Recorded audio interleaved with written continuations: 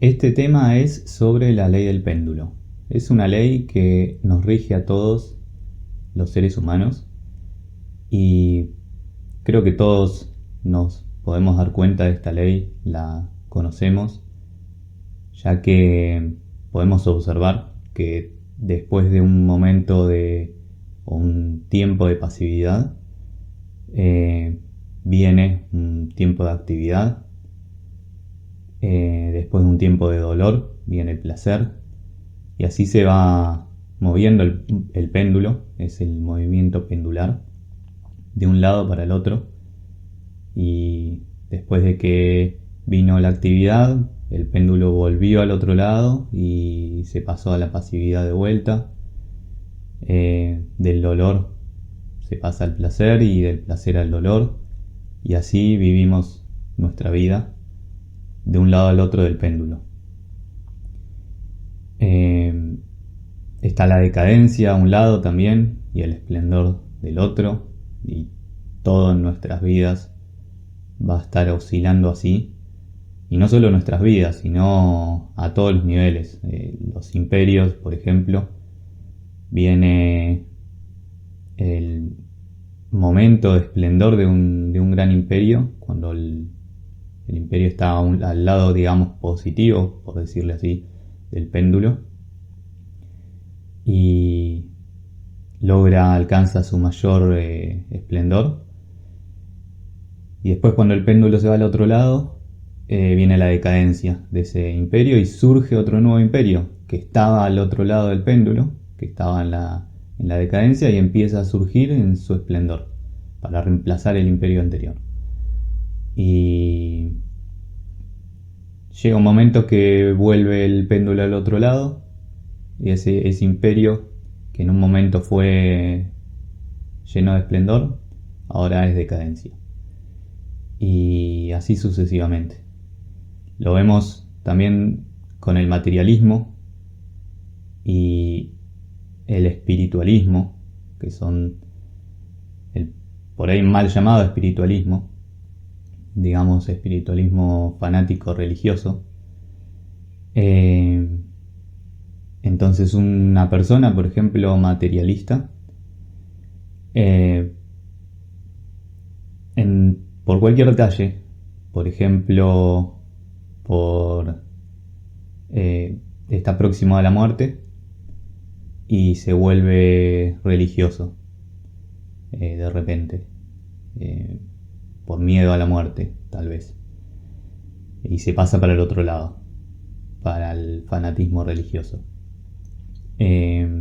O por cualquier otro detalle, o ve alguna cosa paranormal que no puede explicar y se pasa para el otro lado, deja de ser materialista, ateo, y se va al otro lado del péndulo, al espiritualismo o a lo religioso. Y también lo mismo alguien que en cierto momento es muy espiritual o religioso, por quedarse, por ejemplo, decepcionado, se decepciona del pastor, o se decepciona de el cura, o de la persona que le está enseñando, o del que sigue, o de la misma enseñanza, o de la vida en general, por cualquier detalle, y se pasa al otro lado, al materialismo. Dice: yo no creo más, lo que creo es en el dinero, y en esto, en lo que puedo ver, y listo. Entonces, bueno, para todos está la ley del péndulo, nos rige a todos, y en todos los aspectos de la vida vamos de un lado al otro en el movimiento pendular. Pero existe un punto, y esto es lo interesante, en este movimiento, que es el punto crítico, que está en el medio, no está ni en el lado positivo ni en el lado negativo del péndulo, en ninguno de los extremos, está justo en el medio. Y ese es el punto de la comprensión. A eso tenemos que llegar. Entonces, esta ley existe para todos nosotros, Y existe con el propósito de que reflexionemos y que comprendamos y que veamos los dos extremos del péndulo para lograr por nuestra propia reflexión y comprensión lograr situarnos en ese punto crítico, el de la comprensión, ni a un lado ni al otro del péndulo. También podemos ver que concepto y realidad son dos cosas diferentes. Podemos tener muchos conceptos sobre la realidad o sobre la verdad, sobre la naturaleza, sobre los diferentes fenómenos, pero nada nos asegura que nuestros conceptos o los conceptos que hayamos aprendido en la vida en general, de otras personas, de libros, etc., sean la realidad. Pensemos en que cualquier persona puede elaborar un concepto intelectualmente muy bien elaborado, con argumentos tremendamente convincentes.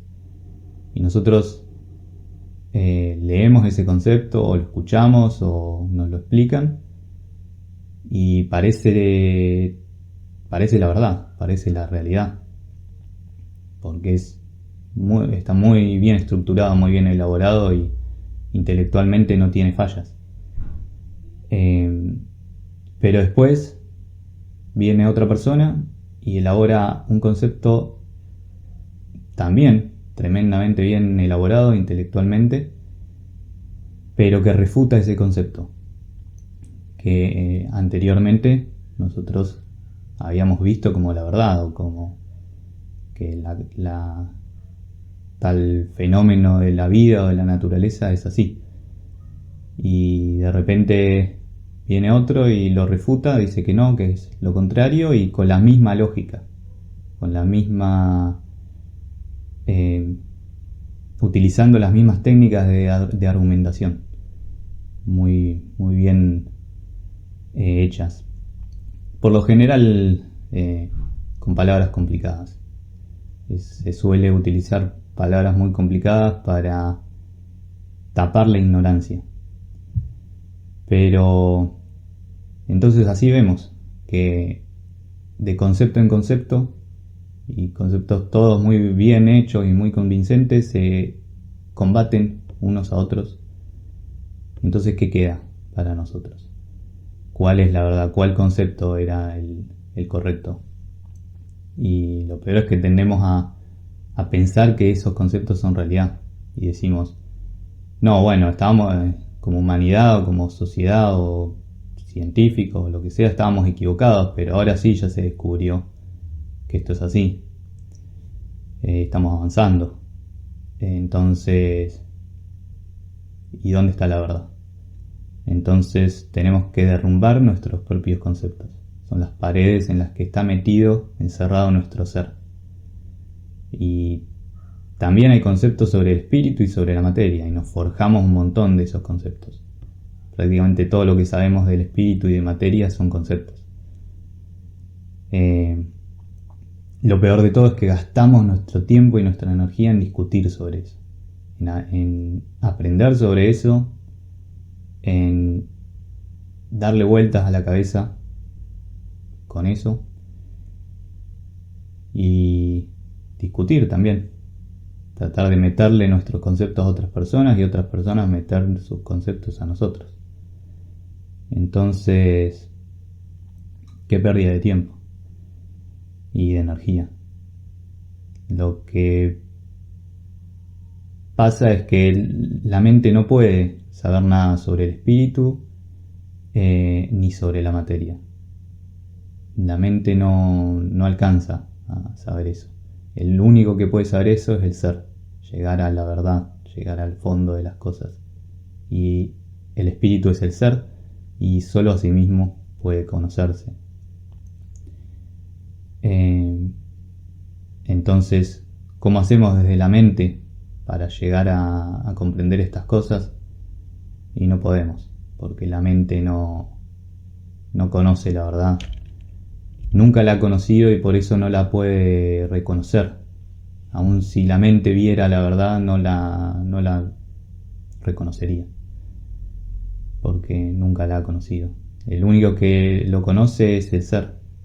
Se dice que la verdad es lo desconocido de instante en instante, el silencio. Y es en el centro del péndulo. Cuando muere el yo, rescatamos una porción de verdad.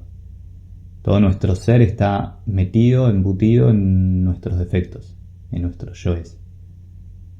Y el yo lo tiene limitado, y lo tiene yendo para un lado y para el otro, a esa chispita de conciencia, en el péndulo.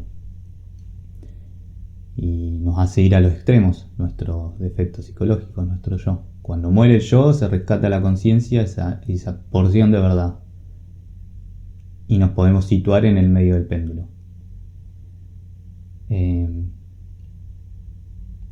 Que ahí está la comprensión. Cuando le preguntaron a Buda qué es la verdad, dio la vuelta y se fue. Y cuando le preguntaron a Jesús qué era la verdad, lo mismo, o guardó silencio. Entonces, con esto nos podemos dar cuenta de que la mente no puede saber la verdad, no la puede conocer. Existe también un péndulo interior nuestro, que va desde la parte sexual hasta el cerebro. Del sexo al cerebro, del cerebro al sexo. Mientras sigamos oscilando ahí, no llegamos a la comprensión. Entonces, para alcanzar la comprensión nos tenemos que polarizar en el medio, en el equilibrio, en el corazón. Y evitar polarizarnos en el intelecto o en el sexo. La comprensión es una facultad del corazón que permite conciliar los opuestos. Tenemos que ver esos opuestos, situarnos en el medio. Podemos ver los opuestos y podemos comprender de esos opuestos, llegar a una comprensión, sin polarizarnos, sin que el yo nos lleve para un lado y para el otro del péndulo. Pero sí podemos ver al yo, podemos observarlo, sin identificarnos. Y ahí, situados en el medio, en el centro, vamos logrando la comprensión. Hecha la comprensión, el yo puede morir, si le pedimos muerte a nuestra Madre Divina, y muerto el yo se rescata la conciencia. Y es una porción de verdad. No podemos decir con esto es que conozcamos toda la verdad. Para eso tienen que morir todos los yoes, todos los defectos. Ahí está la verdad. Cuando muere todo el ego, todo el yo, todo el mí mismo. Pero sí se puede ir rescatando pequeñas porciones de conciencia. Y algo que este gráfico está muy bueno, es muy interesante, porque nos ayuda a comprender que cuanto más grande, o sea, el movimiento pendular lo podemos ver como una onda también, que va oscilando. Tiene su parte positiva y su parte negativa. Y va cada vez más alto en la parte positiva. Cuanto más alto va en la parte positiva, más más lejos llega hacia un extremo. Después, sí o sí, le toca ir tan lejos, pero al otro extremo, al lado negativo. Entonces, cuanto más grandes sean esas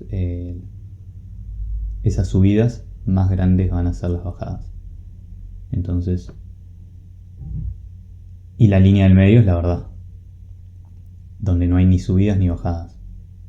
Situarse en el punto crítico, en el centro, donde no hay ni positivo ni negativo. Permite contemplar los extremos para trascenderlos. Cuando una persona empieza a comprender, la misma comprensión hace que esa oscilación sea menor, sea cada vez menor. Entonces las subidas no son tan subidas, los momentos de euforia, por ejemplo, o de alegría, uno se logra comprender que después de eso, inevitablemente por ley del péndulo, va a suceder un momento de tristeza. Entonces no lo comprende los dos extremos y se sitúa en el medio. Entonces con esa comprensión no se va, no asciende llevado locamente por la alegría, ni tampoco cuando llega la tristeza se ve totalmente derrumbado por la tristeza. Y así con todas las demás emociones, pensamientos y acciones también. A toda acción drástica y muy enérgica, después le viene lo contrario. Ese gasto de energía necesita un gran descanso y recuperación del cuerpo físico, y hasta podemos dañar el cuerpo físico. Entonces, mientras estemos en esos extremos y más grande sea la magnitud de los extremos, más fuerte está el yo. Cuando el yo va perdiendo fuerza, digamos, esos subidas y bajadas son menores hasta llegar a comprenderlo y a situarse en el medio.